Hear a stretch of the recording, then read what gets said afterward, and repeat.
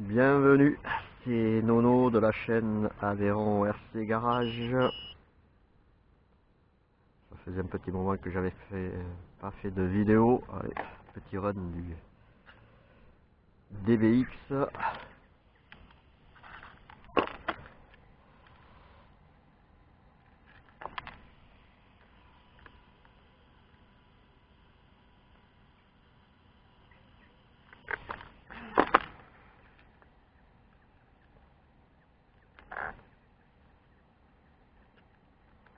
Allez, on va mettre le chrono pour savoir au niveau autonomie combien on fait.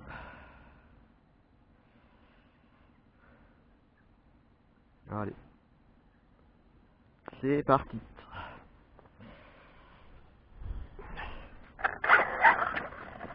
Donc, ça faisait un petit moment que j'avais pas fait de vidéo. Voilà, la dernière que j'ai faite, je l'ai pas filmée parce que j'avais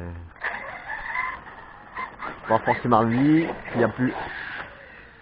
Et en plus j'ai craqué le diff arrière, donc du coup j'ai changé le diff arrière et aussi le diff avant, tout simplement parce que j'ai monté les diffs du MX-07, donc du MT de chez ZD, qui sont donc en module 1.2, qui sont censés être plus solides, puisque normalement ils sont censés tenir 8S. Et donc j'ai fait un petit tuto pour le montage, puisqu'il faut modifier le diff à lui-même se monte. Bon, bien sûr il faut prendre le pignon d'attaque en rapport, et puis donc le module c'est pas le même. Mais par contre il faut modifier au niveau des noix de différentiel, puisque ceux du MX sont plus grosses et surtout plus larges. Donc du coup ça ne passe pas sur le DBX, tout simplement parce que il y a déjà un problème de longueur de cardan, et là du fait qu'ils sont plus longs et plus larges, et bien qu'est-ce qui se passe? Et bien ça passe pas, ça force de partout. Donc voilà, donc c'est la modif à faire. Autrement ça se monte. Donc voilà, donc là par contre je pense que ça change le rapport de transmission, puisque même si au niveau diamètre c'est à peu près pareil, bon, le fait que les dents sont beaucoup plus grosses sur le MX-07, donc automatiquement ça modifie quand même le rapport de transmission. Sachant que la couronne d'origine du DBX tient largement le coup, et puis moi je l'ai jamais changé, donc je suis à 8F, de ce côté là il n'y a pas de souci. Ça passe quand même. C'est surtout que dedans à chaque fois tout se met en vrac. Sur les diffs en plastique, avec le carton en plastique, la grosse maladie c'est que ça se dessert. Et puis après ce qui se passe c'est que au niveau des planétaires, des satellites, il y a des petits carrés qui maintiennent les axes. Ces carrés, je ne pense pas qu'ils soient en acier, à la longue se bouffent, voire se fendent, et tout se met en travers et tout se bouffe. Et là, donc sur les diffs du MX-07, les pignons a priori sont les mêmes. D'ailleurs, ce qui est curieux, c'est que quand on tape à la référence des pignons du diff du MX par rapport au DBX, c'est les mêmes. Sauf que quand on démonte un différentiel de DBX, on se rend compte que les cales de maintien, donc ces petits carrés, sont différentes et sont plus longues. Et sont en acier. Donc je pense que rien que ça contribue largement à la solidité, à éviter que ça se foute en travers. Donc les choses à vérifier sur ces différentiels, c'est déjà le fait qu'ils se desserrent. Hein, ça, c'est même d'origine. C'est voilà.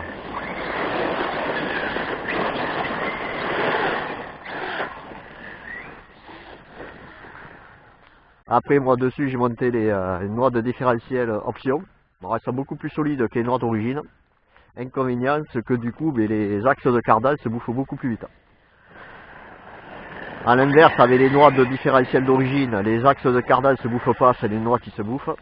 Et là, c'est pas les noix qui se bouffent, c'est les axes de cardan.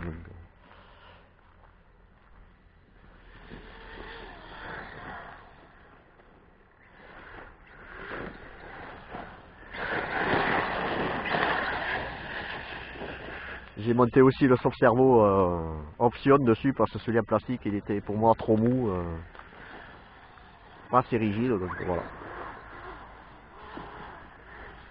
Après l'engin lui-même est super agréable à faire évoluer, hein, il est vraiment sympa. L'inconvénient voilà c'est que il y a ces problèmes de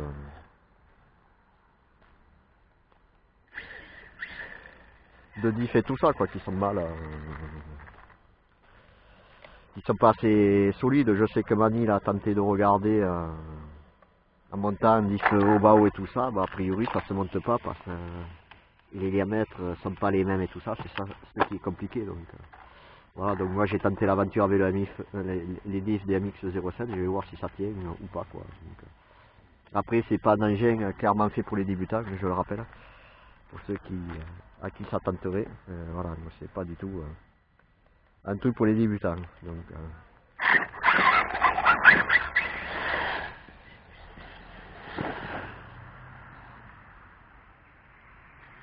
allez, quand on ne sait pas piloter, on a des jambes. Après, c'est pas un véhicule, c'est pour faire du bâche non plus. Hein. Même si moi je suis à vitesse, c'est plus par souci de chauffe que de performance. Et puis je suis pas plus performant qu'un 6S. Hein. Un 6S, si vous prenez le moteur, je crois que c'est en 2200 il me semble. Si mes souvenirs sont bons. Là, je suis à 950. Donc, le rapport KVS, c'est que normalement le 6S, il y a davantage de tour moteur hein, par rapport à la vitesse.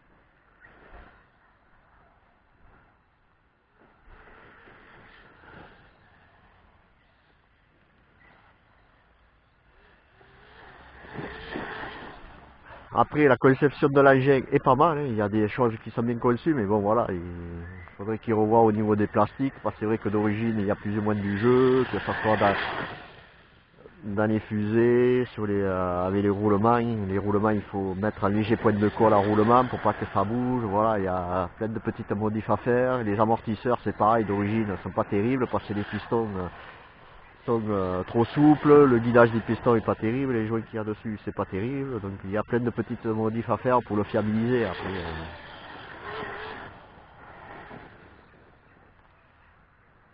Alors avec les diffs là j'ai l'impression que j'ai moins de vitesse, je ne sais rien, c'est une idée. Peut-être une idée, je ne sais rien.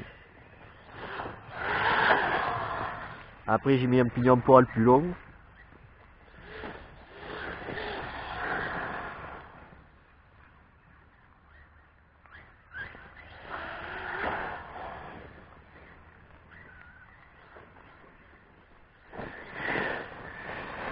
Alors là j'ai changé un peu de secteur, d'habitude je vais tourner ailleurs, mais de temps en temps je change. Là il faut faire gaffe parce qu'il y a pas mal de caillasses.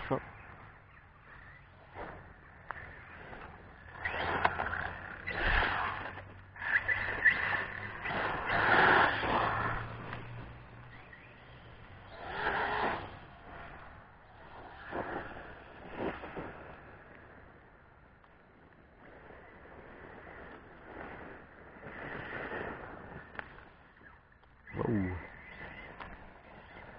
Après au niveau triangle et tout ça, hein, ça tient. Bon, ils sont un peu souples et tout, mais ça tient. Hein. Moi j'ai jamais cassé un triangle ni rien. Je les ai changés parce qu'à la longue, on va dire que avec les cailloux et tout ça, ils se liment et tout, donc je les ai changés pour ça, mais non pas parce que j'ai cassé un triangle jusqu'à présent.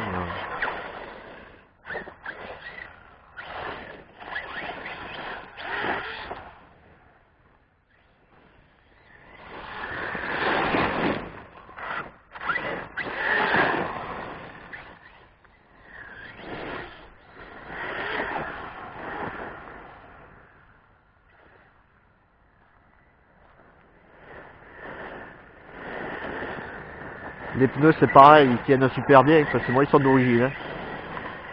Bon, le seul inconvénient c'est que quand on bloque les roues, les hexas auraient tendance à tourner dans les roues, les hexagones à l'intérieur des jantes auraient tendance à se bouffer un peu. Après j'ai pas les hexas des moyeux d'origine, j'ai modifié parce que ceux d'origine ils avaient tendance à avoir du jeu.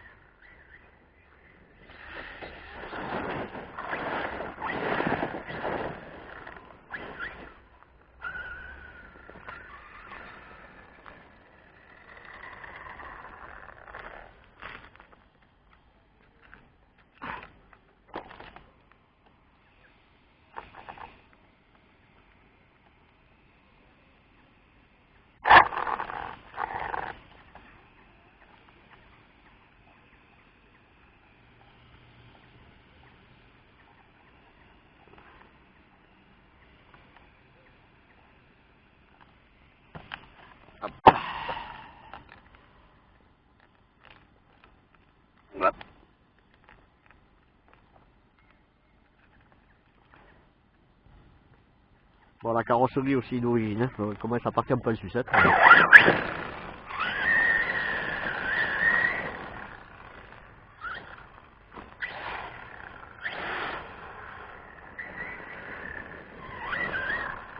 Alors c'est vrai que sur le MX, donc le module des diffs est à 1.2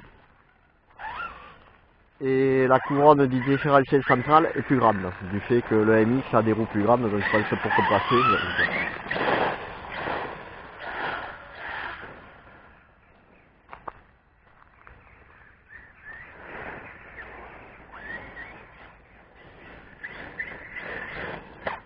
Voilà.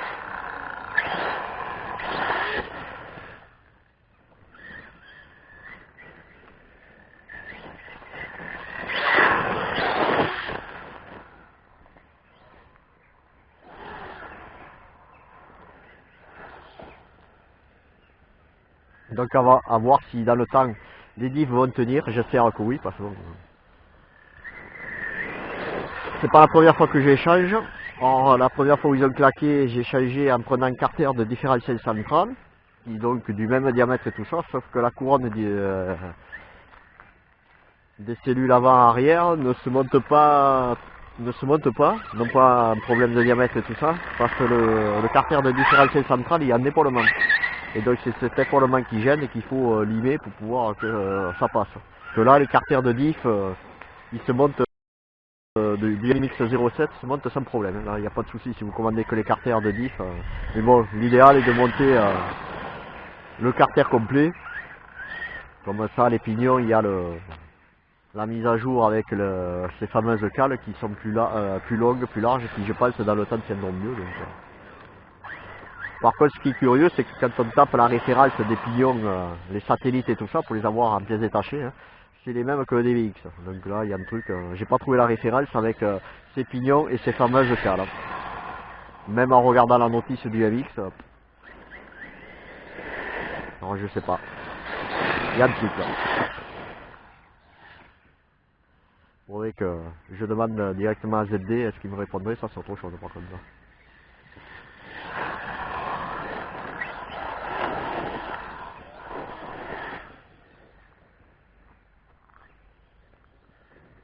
Hop, hop, hop, hop.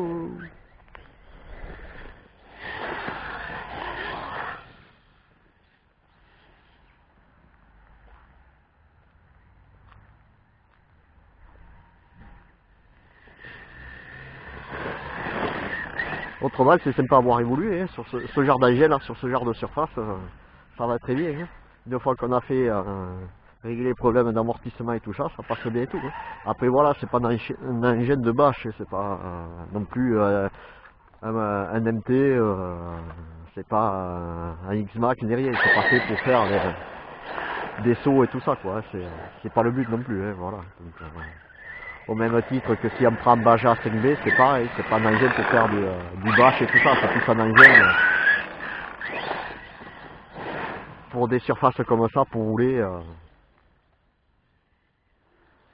Mais bon, ça n'empêche pas que même sans faire de bâche et tout ça, bon, la fiabilité au niveau des diffs et tout ça, c'est pas terrible. Donc, surtout au prix où ils le vendent, parce que bon, le ZD là, ce modèle là, il est facilement à 500 euros, même sur AliExpress et tout ça. Donc c'est quand même un engin qui est pas donné pour une fiabilité qui est, on va dire, moyenne.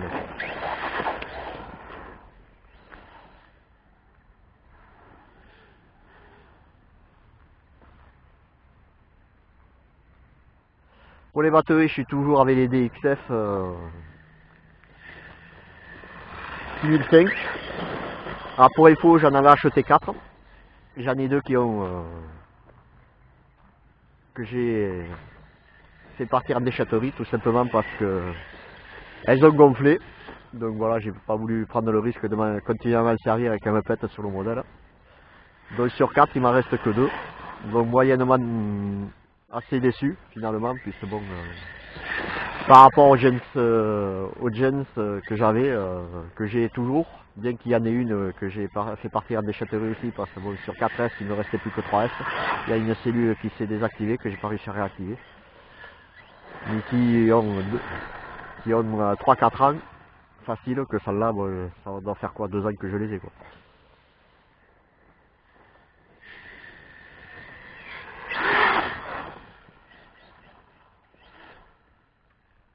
Alors l'hiver, c'est vrai que j'aime pas trop tourner parce que bon, les terrains sont crades, il y a de l'humidité et tout ça. Et c'est vrai que ça faisait un moment que j'avais pas tourné, donc et là, il fait beau avant de profiter même si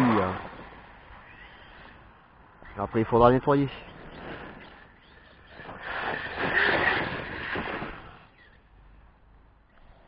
L'avantage c'est que quand il fait frais, mais ça refroidit mieux, ça chauffe moins.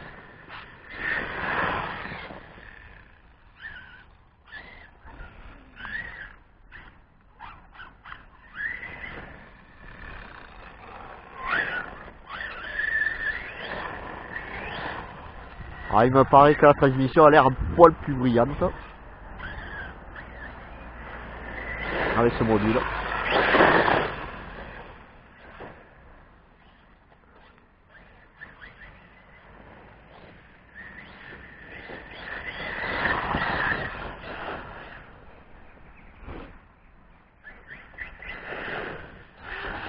L'avantage d'un TT par rapport à la piste, c'est que un TT on peut le faire tourner partout. Une piste c'est différent. Je vois la FG, je me demande si je vais la garder parce que pour la faire tourner, j'ai pas forcément d'endroit.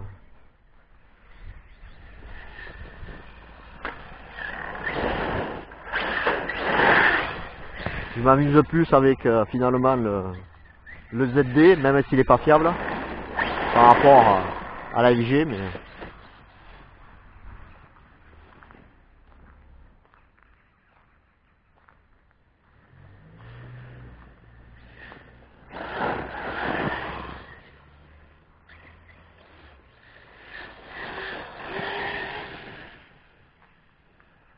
après au niveau vitesse de pointe, je ne saurais pas vous dire combien je prends. Il faudrait que j'achète un compteur exprès GPS pour.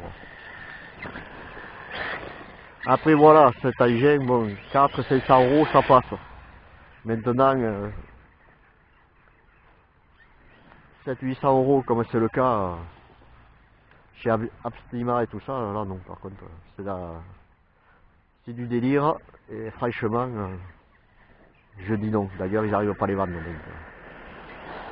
parce que la mécanique reste la même, ils n'ont rien modifié.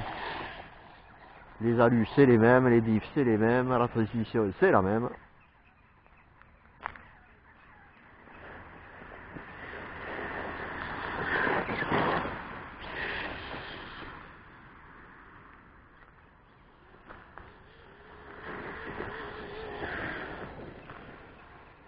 Après ça se comporte pas trop mal hein, à piloter et tout, bon, c'est un pilotage d'un buggy donc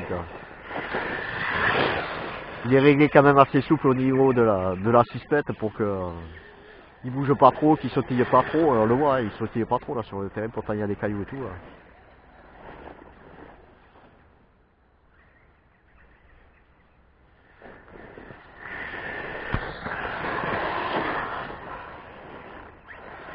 Après c'est sûr qu'on n'ira pas sur le skatepark avec, hein.